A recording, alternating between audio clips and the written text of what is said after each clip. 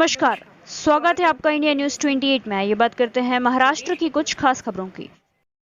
वाडा खडकोना येथील परशुराम जयंती उत्सवाचा जल्लोष साजरी। मुंबई अहमदाबाद महामार्गालगत असलेल्या परशुराम मंदिरात रविवारी परशुराम जयंती भक्तिमय वातावरणात साजरी झाली। वाडा खडकोनाची भव्य पालखी मिरवणूक, भगवे झेंडे, नामघोष आणि डीजेच्या तालावर तरुणांचा उत्स्फूर्त सहभाग। शिवसेना उपनेते उत्तम पिंपळे यांच्या हस्ते उद्घाटन। भाजपचे ताराचंदजी जोशी यांच्या नेतृत्वाखाली शिस्तबद्ध मिरवणूक। भक्तांचा उत्साह कडक उन्हातही ग्रामस्थांनी ठिकठिकाणी फुलांचा वर्षाव करून स्वागत केले।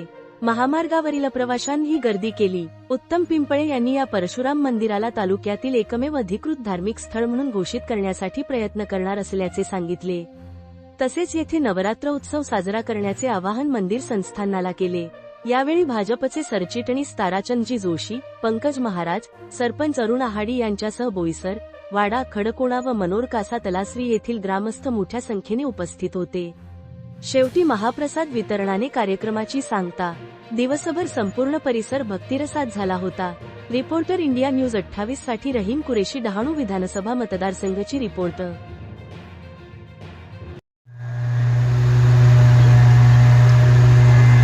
गोमतेश्वरी अंबाधाम मंदिर या उत्सवानिमित्त आज या गावचे गावाचं आपल्या गावाचं नाव काय?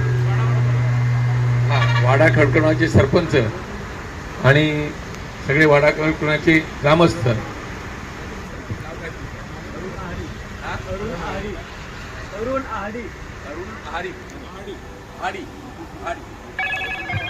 अरुण तरफदार, एकदम युवा, मला वाटतं 30 सुद्धा ओलांडले। किती झाले वय?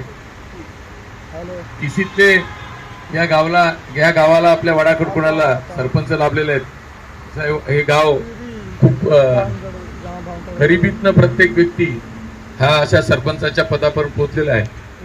ते या कार्यक्रमाला परशुराम जयंतीच्या निमित्ताने मी या कुटुंबाशी, हे माझे मित्र संजय सिंग आणि त्यांचे हे दोन्ही बंधू आणि त्यांच्या बंधूंचा मुलगा सुमित आज या व्यासपीठावरती आहे।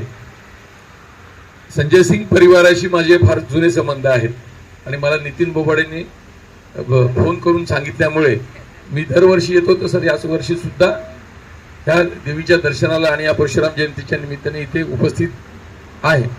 या असेच कार्यक्रम, विविध कार्यक्रम राबवून या परिसराला, या लोकांना एक जिव्हाळा आणि एक आपल्या अशा या कार्यक्रमातनं त्यांच्यातनं एकोपा कसा निर्माण करता येईल त्यासाठी इकडनं सदैव सरपंच आणि या टीमचं प्रयत्न होतील आणि असेच तुम्ही विविध कार्यक्रम पुढे सुद्धा राबवाल। माझी अपेक्षा आहे की पुढच्या वेळेला अंबाबाईचं मंदिर आहे, तर पावसाळ्यातले जे आपले नवरात्र असते या इकडे तुम्ही भरून या परिसरातल्या महिलांना एकत्र करून त्या नवरात्री उत्सवाचा आपल्या गरबा खेळण्याचा आनंद त्यांना मिळू द्या आणि अशा प्रकारे तुम्ही विविध कार्यक्रम राबवा।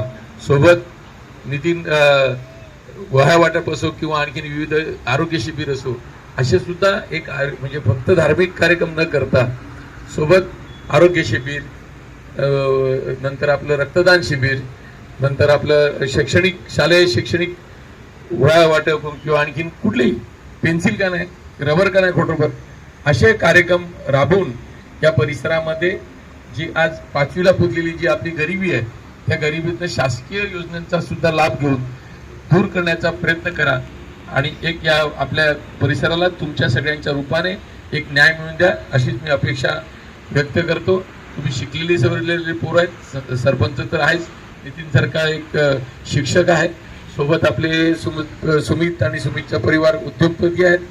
अशा सगळ्यांच्या माध्यमातून या परिसरातल्या वाडा खडकोना हा खरोखर दुर्गम भाग आहे। जव्हार, मुकडा, विक्रमगड, तलासरी हेच नुसते आता हा पट्टा सुद्धा खूप म्हणजे हाकेच्या अंतरावरती आपल्या पालघरपासून किंवा मुंबईपासून असून सुद्धा एक गरीब परिसरच म्हणून आज सुद्धा इकडे आले, उद्योगपती झाले, क्रेशर मालक झाले, पण या मूळ बिचारा गरीब आदिवासी समाजाला हे विकासापासून थोडेसे वंचितच राहिले। ते काम सरपंच आणि तुम्हाला सगळ्यांना करायचं आहे आणि तुम्ही कराल अशी मी आशा बाळगतो।